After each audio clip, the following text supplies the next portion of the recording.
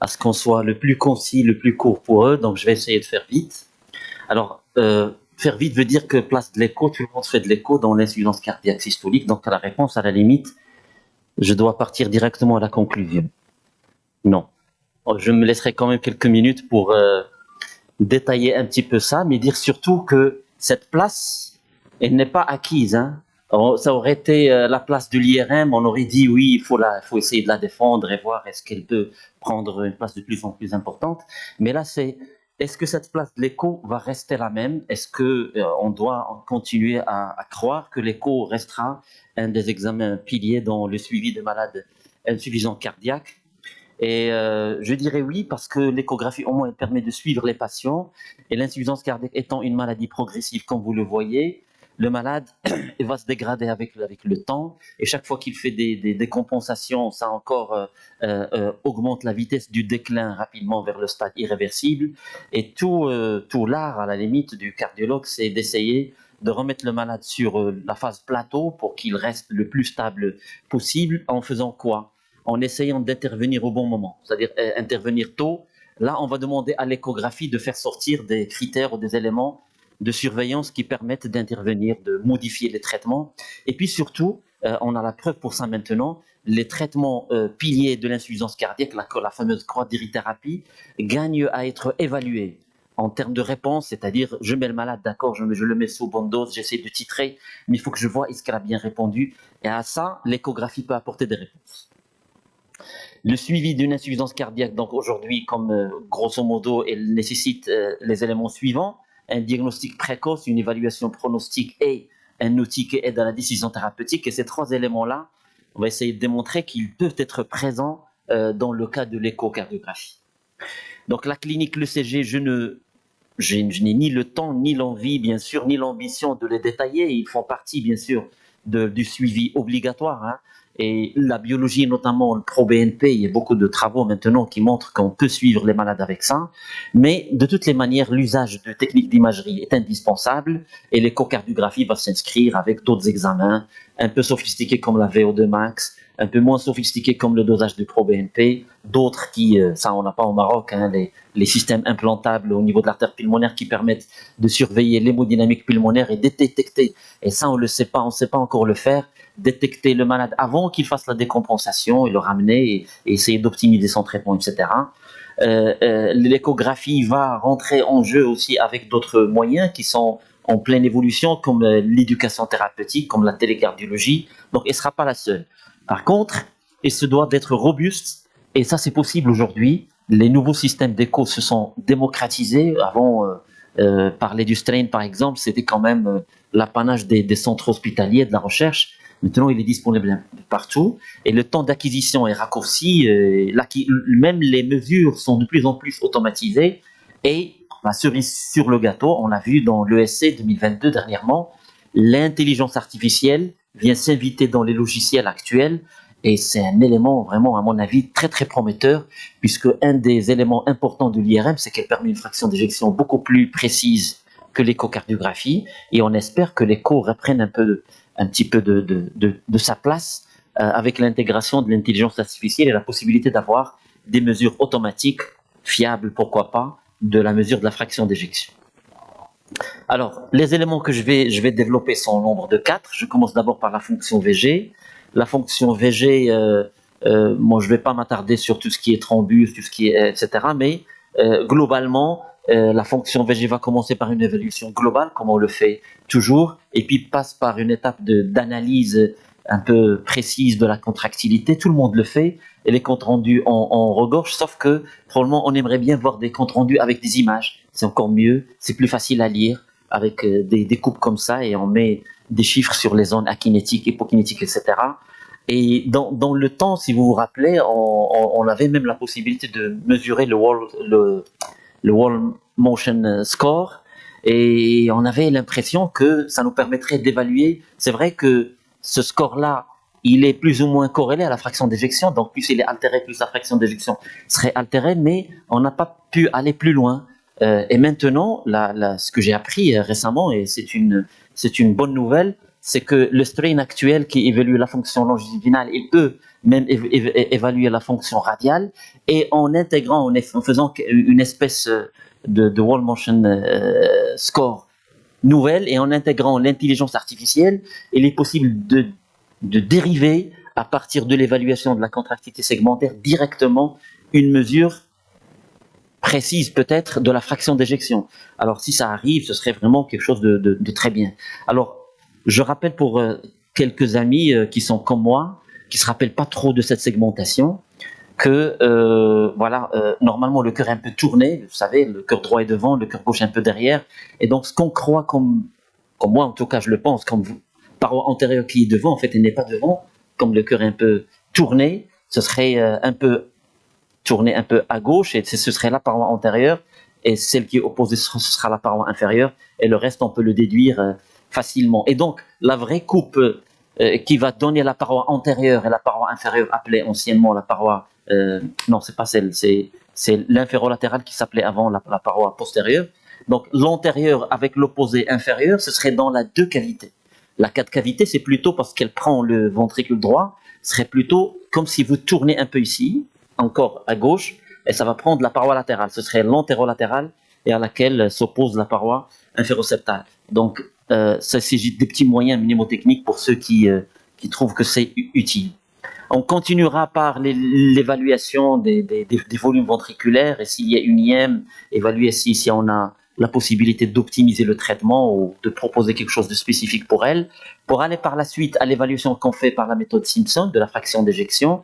Et les appareils actuels sont de plus en plus capables de détecter les contours et de donner une fraction d'éjection plus ou moins juste, ce qui est quand même important. Mais je tiens à préciser à travers ce topo que on aura besoin non seulement de mettre dans le compte-rendu la fraction d'éjection, mais d'apprendre l'habitude de mettre les volumes télésystoliques et télédiastoliques, parce que je le dirai après, c'est des éléments fondamentaux dans ce qu'on appelle le remodelage reverse.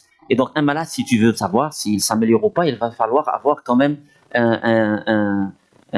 une mesure de référence. Ce ne serait pas seulement la FE, mais ce serait aussi l'amélioration du volume télésystolique et télédiastolique. Donc, essayez de le mettre régulièrement dans les comptes rendus, c'est important.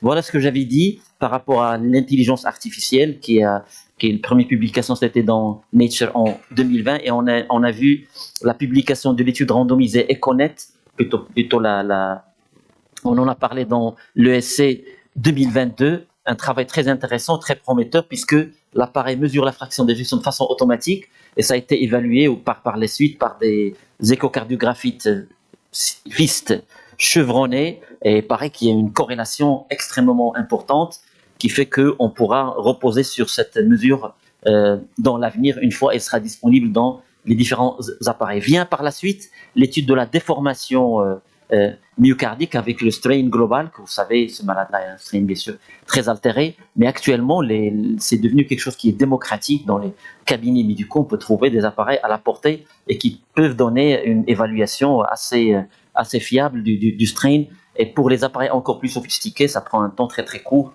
et avec une acquisition qui ne prend pas beaucoup de temps pour le cardiologue, et donc je crois qu'il doit commencer à figurer plus en plus dans les comptes rendus. On arrive aux évaluations des pressions de remplissage qu'on fait habituellement sur le flux mitral et sur les Doppler tissulaires, mais j'aimerais bien, puisque en tant que cardiologue, si on veut encore valoriser la place de l'écho, aller au-delà de l'évaluation de Doppler tissulaire du flux mitral, aller vers, et aussi la veine cave, aller vers, par exemple, régulièrement utiliser, là ça marche pas, je ne sais pas pour quelle raison, mais ça c'était l'échographie pulmonaire avec les lignes de Kerley. En tout cas, c'est vraiment facile, hein.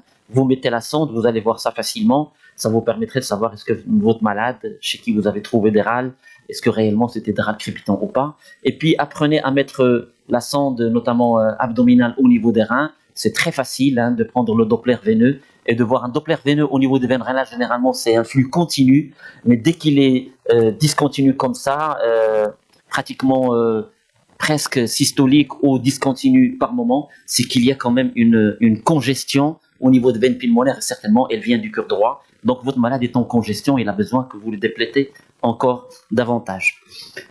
L'autre volet, c'est la fonction VD. C'est un des points importants que l'écho-cœur peut faire. C'est vrai que l'IRM actuellement on analyse mieux le ventricule droit, mais l'échocardiographie, son avantage, c'est que c'est un examen qu'on peut répéter.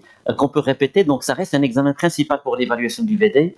C'est vrai que les éléments qu'on utilise actuellement sont une certaine condition, une certaine dépendance de la charge, et même la fonction du ventricule droit est compliquée, puisqu'il y a l'interdépendance VD-VG qui joue un rôle, le rythme cardiaque, s'il est accéléré ou s'il est irrégulier, ça le rend un peu difficile, et même le cœur droit lui-même, il est composé de plusieurs segments.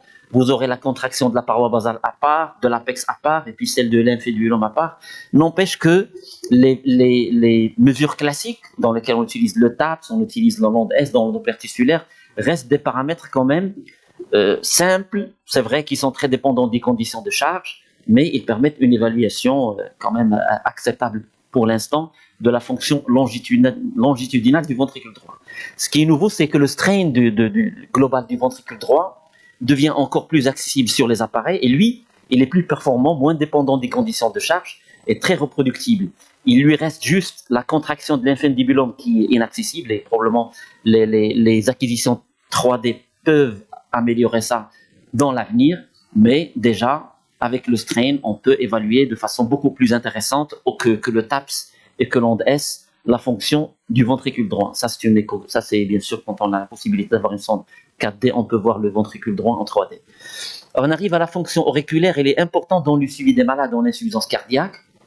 L'oreillette gauche, c'est quand même, pour l'instant, on sait que son volume, elle est corrélée aux pressions de remplissage. On sait qu'il y a un cutoff qu'on connaît tous, mais on peut aller plus loin pour étudier ce qu'on appelle les trois composants de la fonction de l'oreillette gauche. La fonction réservoir qui est concomitante avec la systole, conduit qui est concomitante avec la phase de remplissage passif, et la fonction pompe, comme vous le savez, qui est concomitante avec la contraction auriculaire. Parmi les trois, quelle est celle qui est la plus utilisée actuellement dans la recherche et qui est la plus promettrice? Eh bien, c'est l'étude de la fonction réservoir.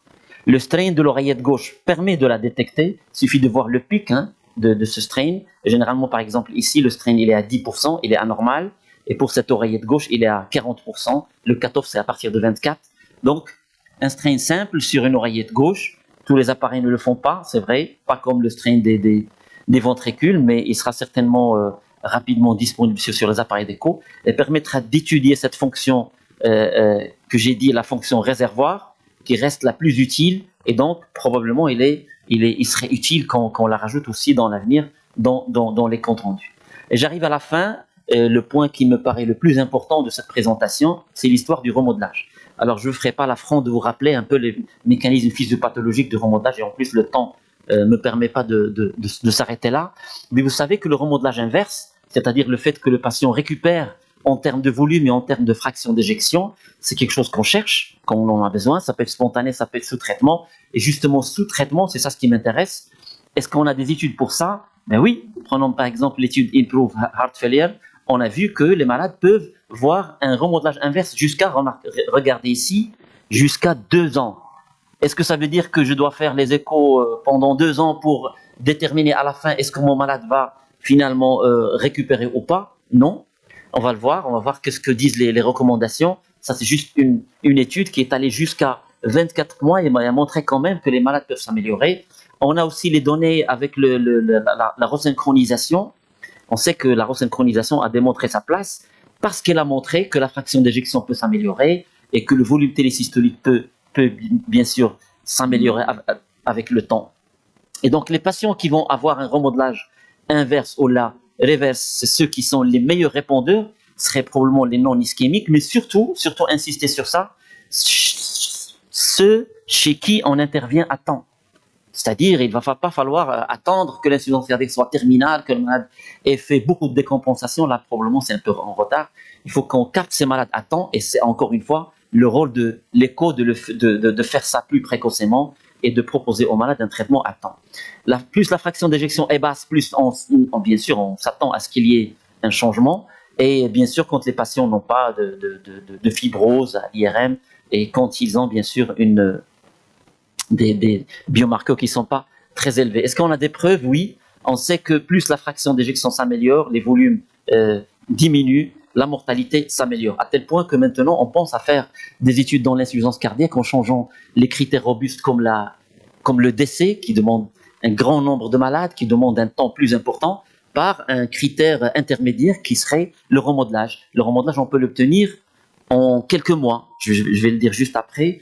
Et cette diapositive, c'est pour démontrer que la quadrithérapie qui nous intéresse beaucoup dans l'insuffisance cardiaque démontre quand on associe l'un à l'autre, on a un gain en termes de mortalité beaucoup plus important. Qu'est-ce que ça veut dire, ça? Ça veut dire que chacun de ces médicaments a un effet essentiellement sur le remodelage, mais quand j'associe tout, il est presque certain, si je fais les choses correctement, que j'ai un remodelage inverse. Il faut juste, bien sûr, faire les choses correctement. Alors, on a les preuves avec le bêta-bloquant, on a les preuves dans l'étude Prove Heart Failure que le sacubitril/valsartan améliore le remodelage. Mais regardez, l'étude avec le sacubitril/valsartan a été faite pendant 12 mois. Tout à l'heure, c'était 24 mois. Donc, effectivement, la tendance, c'est d'aller entre 6 et 12 mois. 12 mois, on a beaucoup tardé pour voir une récupération. La plupart des malades récupèrent au bout de 6 mois et après une minorité, quand même, peut aller jusqu'à 12 mois. Alors, je vais aller vite ici pour voir avec 2 diapos à la fin les recommandations. Ça, c'est des recommandations japonaises. Je vous invite à les lire. À mon sens, ils sont mieux écrites que les recommandations de l'ESC en termes d'insuffisance cardiaque. Et ils démontrent que l'échographie a une place classe 1 à toutes les étapes. Certes, il n'y a pas d'intérêt à faire l'échographie de façon routinière. Hein. Un malade stable, on n'a pas besoin de refaire l'écho chaque 3 mois. Mais on regarde un peu dedans. Un malade qui est sous traitement optimal, on va évaluer s'il a fait du remodelage en 3 et 6 mois.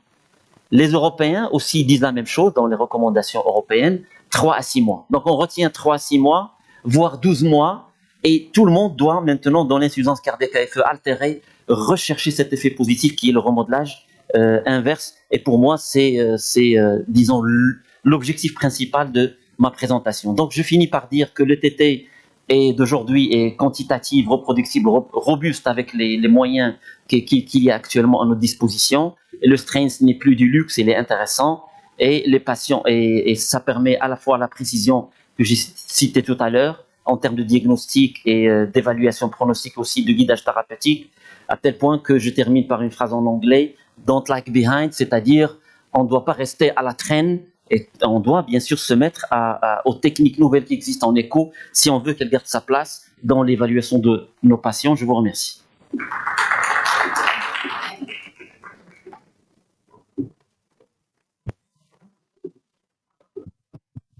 Chers amis, on laisse les questions à la fin de la session.